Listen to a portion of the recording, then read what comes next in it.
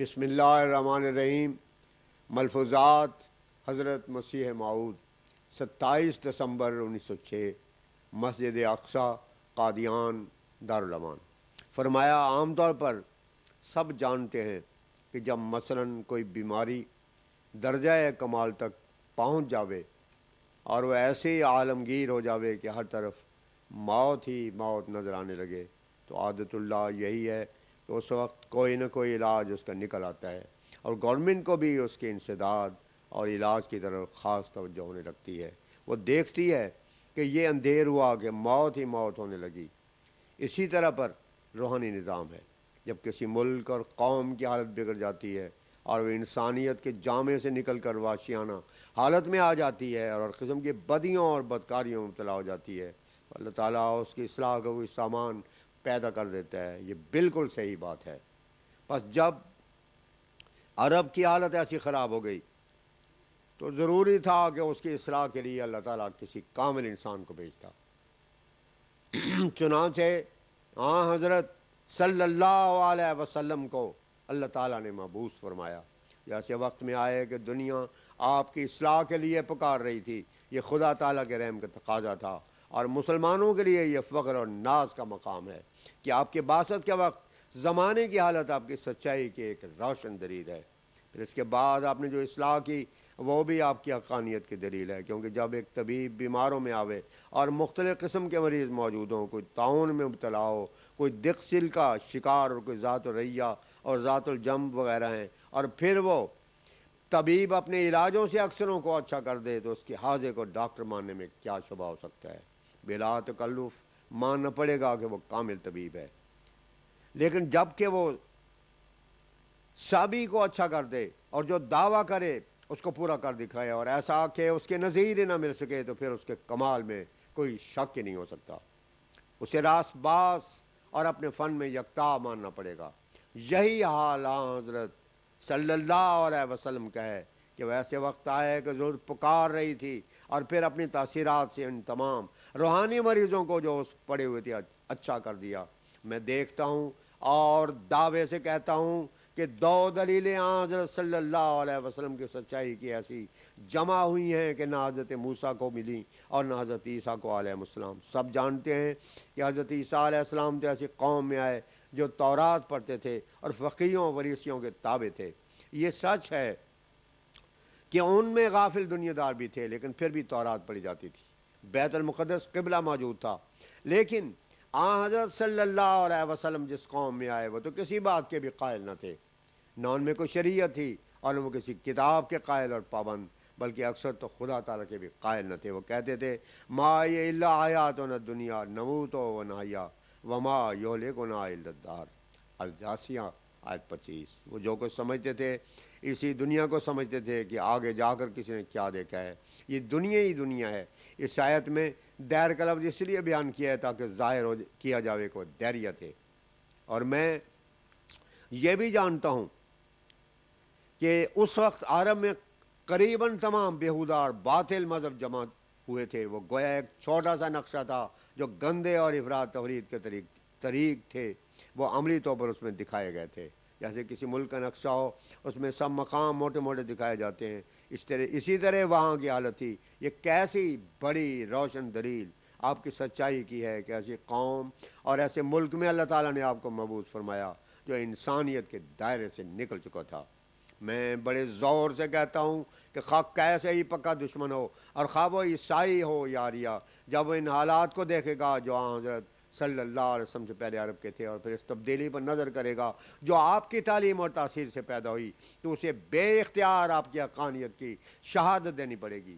موٹی سی بات ہے کہ قرآن مجید نے ان کی پہلی حالت کا تو یہ نقشہ کھینچا ہے، یاکلون کما تاکل الانعام، سورہ محمد آیت 13۔ یہ تو ان کی کفر کی حالت تھی۔ پھر جب حضرت صلی اللہ علیہ وسلم کی پاک تاثیرات نے ان میں تبدیلی پیدا کی تو ان کی یہ حالت ہو گئی، یبیتون لربہم سجدا و قیاما، سورہ فرقان آیت 65۔ یعنی وہ اپنے رب کے حضور سجدہ کرتے ہوئے، قیام کرتے ہوئے راتیں کاٹ دیتے ہیں۔ جو تبدیلی حضرت صلی اللہ علیہ وسلم نے عرب کے واشیوں میں کی اور جس گڑھے سے نکال کر جس بلندی اور مقام تک انہیں پہنچایا، اس ساری حالت کے نقشے کو دیکھنے سے بے اختیار ہو کر انسان رو پڑتا ہے کہ کیا عظیم الشان انقلاب ہے جو آپ نے کیا. دنیا کی کسی تاریخ اور کسی قوم میں اس کے نظیر نہیں مل سکتی. یہ نری کہانی نہیں، یہ وہ واقعات ہیں جن کی سچائی کے ایک زمانے کو اعتراف کرنا پڑا ہے. قرآن مجید تو ایسی کتاب ہے کہ وہ ان میں پڑھی جاتی تھی اور یہ سب باتیں اس میں درج ہیں. کفار سنتے تھے، جہاں وہ اس کی مخالفت کے لیے ہر قسم کی کوشش کرتے تھے. اگر یہ باتیں غلط ہوتی تو وہ آسمان سر پر اٹھا لیتے کہ یہ ہم پر اتہام اور الزام ہے. یہ معمولی بات نہیں بلکہ بہت ہی قابل غور مقام ہے. حضرت صلی اللہ علیہ وسلم کی سچائی پر ہزاروں ہزار دلائل ہیں، لیکن یہ پہلو آپ کی حقانیت کے ثبوت میں ایک علمی پہلو ہے جس کا کوئی انکار نہیں کر سکتا اور جس دلیل کو کوئی توڑ نہیں سکتا. یا تو عربوں کی وہ حالت تھی اور یا یہ تبدیلی کہ حضرت صلی اللہ علیہ وسلم نے فرمایا اللہ فی اصحابی. اللہ تعالیٰ کے نام سے نواقف اور اس سے دور پڑی قوم کو اس مقام تک پہنچا دینا کہ پھر ان کے نظر ما سب اللہ سے خالی ہو جاوے، یہ چھوٹی سی بات نہیں ہے. پھر آپ کی حقانیت پر ایک اور دلیل بھی عجیب تر ہے جس کے نظیر دوسرے مذاہب میں پائی نہیں جاتی، اور وہ آپ کے دیے ہوئے مذہب کا زندہ مذہب ہونا ہے. زندہ مذہب وہ مذہب ہوتا ہے جس کی زندگی کے آثار ہر وقت ثابت ہوتے رہتے ہیں. اس کے ثمرات اور برکات اور تاثیرات کبھی مردہ نہیں ہوتے بلکہ ہر زمانے میں تازہ بتازہ پائے جاتے ہیں. جو درخت خریف کے دنوں میں ٹنڈ ہو جاتے ہیں اور کوئی پھل پھول اور پتا ان کا نظر نہیں آتا بلکہ نری خشک لکڑیاں نظر آتی ہیں، انہیں دیکھ کر کوئی نہیں کہہ سکتا کہ یہ پھلدار درخت ہے. لیکن جب ربیع کا موسم شروع ہوتا ہے اور خزاں کا دور ختم ہو جاتا ہے تو پھلدار درختوں کی شان ہی الگ ہوتی ہے. ان میں پھل پھول شروع ہو جاتے ہیں. جیسے یہ خریف اور ربیع کا دور جسمانی رنگ میں ہے، اسی طرح پر روحانی طور پر دین میں بھی خریف اور ربیع کے دو سلسلے ہوتے ہیں. ایک صدی جب گزر جاتی ہے تو لوگوں میں سستی اور غفلت اور دین کی طرف سے لاپرواہی شروع ہو جاتی ہے اور ہر قسم کی اخلاقی کمزوریاں اور عملی اور اعتقادی غلطیاں ان میں پیدا ہو جاتی ہیں. یہ زمانہ غفلت اور لاپرواہی کا خریف کے زمانے سے مشابہ ہوتا ہے. اس کے بعد دوسرا دور شروع ہوتا ہے اور یہ ربیع کا زمانہ ہے. یہ وہ زمانہ ہے جس کے لیے حضرت صلی اللہ علیہ وسلم نے فرمایا کہ ہر صدی کے سر پر اللہ تعالیٰ ایک مجدد کو بھیج دیتا ہے جو نئے سرے سے دین کو تازہ کرتا ہے. پس یہ مجدد کا اور اسلام کا تازہ بتازہ رہنا حضرت صلی اللہ علیہ وسلم اور اسلام کی حقانیت کی دلیل ہے، کیونکہ اسی سے اس مذہب کی زندگی ثابت ہوتی ہے. غور کرو کہ جن باغوں کے لیے خریفی اور ربیع میں وہ اپنا کوئی نمونہ نہ دکھائیں اور ان میں تازگی اور شگفتگی پیدا نہ ہو، پھر وہ کیا بچیں گے؟ آخر وہ تو کاٹ کر جلا لیے جائیں گے. یہی حال اس وقت دوسرے مذاہب کا ہو رہا ہے. ان پر خزاں کا اثر تو ہو چکا مگر ربیع کا دور ان میں نہیں آتا اور خود ان کے ماننے والے تسلیم کرتے ہیں کہ وہ ان میں وہ برکات، تاثیرات اور ثمرات جو ایک زندہ مذہب میں ہونے چاہیے نہیں ہیں، تو پھر ان کی اپنی شہادت کے موجود ہوتے ہوئے کسی اور دلیل کی کیا حاجت ہے؟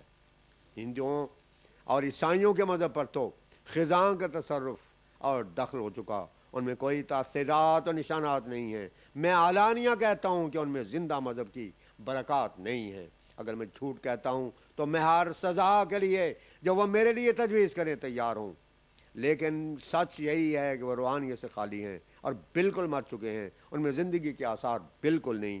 وہ بے حس و حرکت پڑے ہیں اور ان مذاہب کو ماننے والے صرف ایک مردے کو لیے ہوئے ہیں، کیونکہ وہ خدا جس پر کامل یقین اس سے سچا تعلق پیدا کر دیتا ہے اور جس تعلق سے پھر نجات ملتی ہے، وہ ان کے نزدیک ایک وہمی ہستی ہے جس پر کوئی روشن دلیل نہیں ہے. کیا کوئی ان میں ایسا شخص ہے جو یہ دعویٰ کرے کہ میں نے خدا تعالیٰ کو خود بولتے سنا ہے، اس نے میری دعاؤں کا جواب دیا ہے، یا اس نے اپنے فضل سے غیروں میں امتیاز کے لیے کہ خارق عادت نشانات ایسے دیے ہیں جس سے اس میں اور اس کے غیروں میں امتیاز قائم ہو جاوے؟ اگر کوئی ایسا شخص ہے تو اس کا نشان دو، اور اگر نہیں اور یقیناً نہیں تو پھر اس امر کے تسلیم کرنے میں سب طرح سے کام لو کہ فی الحقیقت یہ مذہب خزاں کا نشانہ ہو چکے ہیں. خدا تعالیٰ کی اس ہستی پر جیسی یہ واضح دلیل ہے کہ خود وہ اپنے بندے سے کلام کرے اور نشانات ظاہر ہوں، اور کوئی دلیل اس کے مقابلے میں نہیں آ سکتی. باقی سب قیاسات ہیں. وید کی روح سے یہ طے شدہ امر ہے کہ اب کوئی نشان ظاہر نہیں ہو سکتا، اور خدا تعالیٰ کسی سے کلام نہیں کرتا، اور خواہ کوئی شخص کتنا ہی اسے پکارے اس کی پکار کا جواب اسے مل ہی نہیں سکتا۔ کبھی ایک بار خدا تعالیٰ نے کلام کیا تھا مگر اب وہ خاموش ہے۔ جب یہ اصول اور عقیدہ ہو تو بتاؤ ایسے انسان کو خدا تعالیٰ کے وجود پر یقین لانے کے لیے کیا تسلی ہو سکتی ہے، اور اس سے وہ یقین کیوں کر پیدا ہو سکتا ہے جس سے انسان حقیقی نجات حاصل کرے۔ یہ تو سچی بات ہے کہ خدا تعالیٰ کے وجود پر ایمان لانے کے لیے دلائل کی حاجت ہے۔ اگر مصنوعات اور مخلوقات اس کے وجود پر دلائل ہیں، مثلا یہ کہ چاند سورج بتاؤ نشان کیا ہیں، تو ان کے عقیدے کے موافق اللہ تعالیٰ کی ہستی پر یہ دلیل نہیں ہو سکتی، کیونکہ ان کے مذہب کے موافق ارواح یعنی جیو خود بخود ہیں اور ونادی ہیں۔ خدا تعالیٰ نے ان کو پیدا ہی نہیں کیا۔ جب وہ پیدا شدہ ہی نہیں تو اپنے پیدا کرنے والے پر دلیل کس طرح ہو سکتے ہیں؟ اس طرح پر ان کا یہ بھی عقیدہ ہے کہ ذرات جن کو اجسام کہتے ہیں یہ بھی خود بخود ہیں۔ پرمیشور کا صرف اتنا کام ہے کہ وہ ان کو جوڑ جاڑ دیتا ہے، مگر میں کہتا ہوں کہ جب وہ عظیم الشان کام خود بخود ہیں تو جوڑنے جاننے کے لیے اس کی کیا حاجت ہے؟ وہ بھی خود بخود ہو جائے گا۔ اس لیے آریوں کے عقیدے کے موافق پرمیشور کے وجود پر کوئی دلیل نہیں۔ اگر ان سے پوچھا جاوے کہ پرمیشور کے وجود پر کیا دلیل ہے تو جواب یہ ہے کہ کوئی نہیں۔ نہایت کار وہ یہ کہیں گے کہ وہ ارواح اور مواد کو جوڑتا جاتا ہے، سو یہ کچی اور بیہودہ بات ہے۔ کوئی عقل مند انسان اس کو ماننے کے لیے تیار نہیں ہو سکتا۔ برخلاف اس کے اسلام یہ سکھاتا ہے کہ کوئی چیز خود بخود نہیں، خواہ وہ ارواح ہوں یا اجسام، سب کو اللہ تعالیٰ نے پیدا کیا ہے۔ ہر چیز کا مبدأ فیض اور سرچشمہ وہی ہے۔ اس لحاظ سے اس کے مصنوعات پر نظر کر کے ہم اس کو پہچان سکتے ہیں۔ بس یہ دلیل اگر کام دے سکتی ہے اور مفید ہو سکتی ہے تو مسلمانوں کے لیے، لیکن اللہ تعالیٰ نے اتنی معرفت مسلمانوں کو نہیں دی، بلکہ اپنی شناخت اور معرفت کے اور بہت سے نشانات ان کو دیے ہیں۔ اللہ تعالیٰ نے وعدہ کیا ہے لَهُمُ الْبُشْرَىٰ فِي الْحَيَاةِ الدُّنْيَا، سورہ یونس آیت 65۔ اور پھر فرماتا ہے ان الذین قالوا ربنا اللہ ثم استقاموا تتنزل علیہم الملائکہ، حامیم سجدہ آیت 31۔ یعنی جن لوگوں نے کہا کہ اللہ ہمارا رب ہے اور پھر اس پر انہوں نے استقامت دکھائی اور کوئی مشکل اور مصیبتوں نے اس اقرار سے پھر اس اقرار سے پھرا نہیں سکی، ان پر ملائکہ کا نزول ہوتا ہے۔